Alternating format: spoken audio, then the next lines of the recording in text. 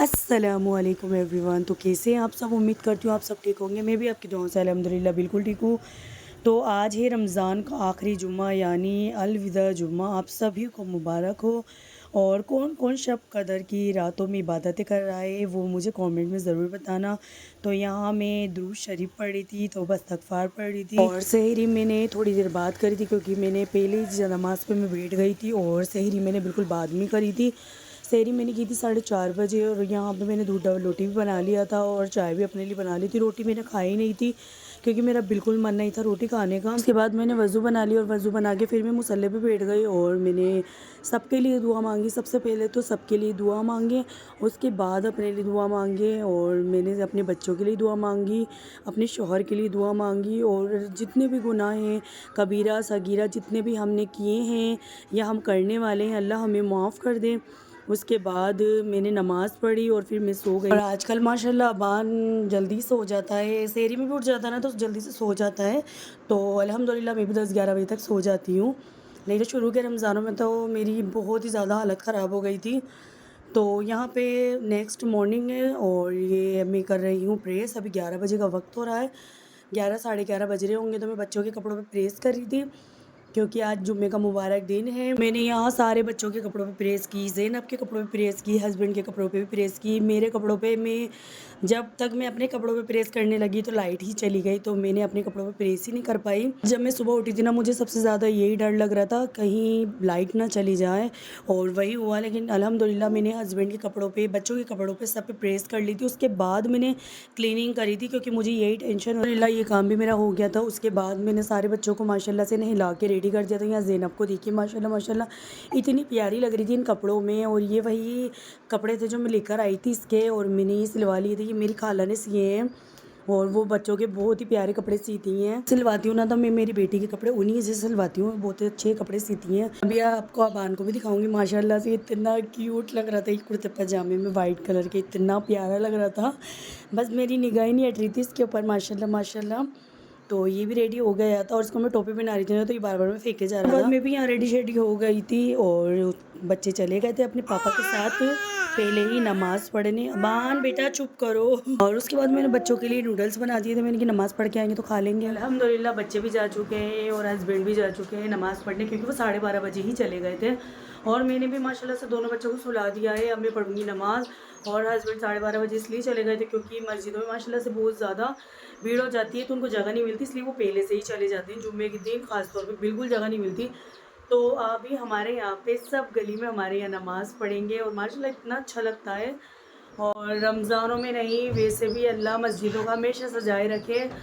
तो बस अब नमाज़ पढ़ते हैं फिर उसके बाद आपसे मिलते हैं। जब भी मेरे हस्बैंड ये कुर्ता पजामा पहनते हैं तो बहुत ही ज़्यादा अच्छे लगते हैं। और यहाँ पे फिर मैंने अफ्तारी की तैयारी भी कर ली थी। और ये घर देखिए आप अब्बा ने कितना गंदा कर लिया और सब 6:15 बज चुके थे। उसके बाद मैंने यहाँ प्याज फ्राई कर लिए थे क्योंकि मुझे ये पहले से असर की नमाज़ मैंने पढ़ ली। और आज मैंने ज़ोहर की नमाज़ के बाद मैं सो गई थी और मेरे माशाल्लाह चारों बच्चे सो गए थे।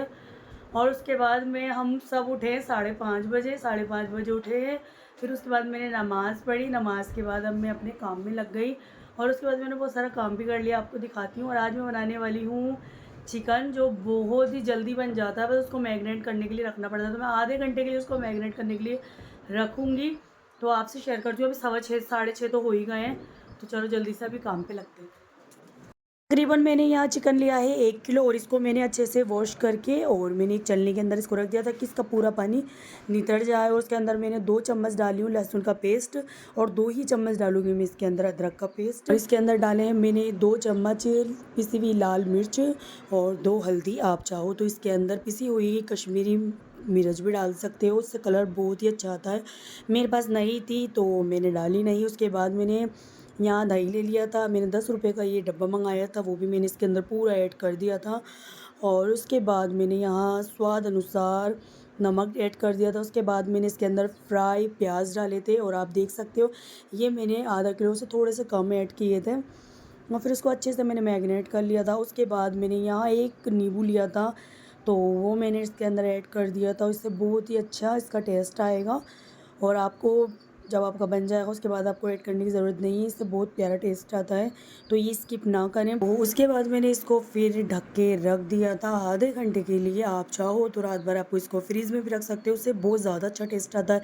फिर यहाँ 5 से 6 हरी मिर्च मैंने इसके अंदर ऐड कर दी है। फिर उसके बाद मैंने अफ्तारी की तैयारी भी कर ली है। अल्हम्दुलिल्लाह ये काम मेरा बिल्कुल हो गया था। तो चिकन को मैंने मैरिनेट करके रख दिया है और इफ्तियारी भी अल्हम्दुलिल्लाह से हमारी बन गई। और आज मैंने ज़्यादा इफ्तियारी नहीं बनाई है, सिर्फ़ और सिर्फ चिप्स फ्राई किए और मैंने सिर्फ बनाना काटे यानी केले काटे हैं। वो इसलिए क्योंकि ये ना फिर हमसे खाना खाया नहीं जाता और सारा खाना वेस्ट होता है, तो इसलिए मैंने कम इफ्तियारी बनाई है। और मेरा अबान ने भी अभी केला खाया है, तो इसका मुँह बिल्कुल चिपड़ा हो गया है। हाँ, वो आपके कब्बू आ गए देखो सामने। तो भाई कबूतर आ गए हैं अब बांध के। अब्बा तो बोलो, तो बांध के इतना चीपड़ा हो रहा है। तो अभी हस्बैंड लेने गए हैं और सामान मैंने उनसे मंगाया है, तो वो ले आए। अज़ान होने में सिर्फ और सिर्फ 10 मिनट है। यहाँ ऑयल भी गर्म हो चुका है। अब मैं इसके अंदर ऐड करूँगी काली मिर्च, 2-3 लौंगे और मोटा सूखा धनिया, और इसके अंदर एक ये बड़ी इलायची, छोटी इलायची। उसके बाद मैंने ये सारी चीज़ें डाल दी थी। उसके बाद मैंने जो मैरिनेट किया था ना चिकन, वो भी इसके अंदर ऐड कर दिया था। और ऊपर से उसके अंदर कुछ भी आपको ऐड नहीं करना, सिर्फ मैंने जो हरी मिर्च पीसी थी ना, बस वो ही मैंने ऐड करी थी और थोड़ा सा नमक ऐड किया था। बस आपका ये 5 मिनट में, बस ये डलने के बाद 5 या 10 मिनट, बस ज़्यादा से ज़्यादा 10 मिनट बाद आपका बिल्कुल बन के रेडी हो जाएगा। मेरा देख लेना, मैंने कुछ भी नहीं करा इसके अंदर, आराम से मैंने बैठे बैठे आराम से बना लिया था।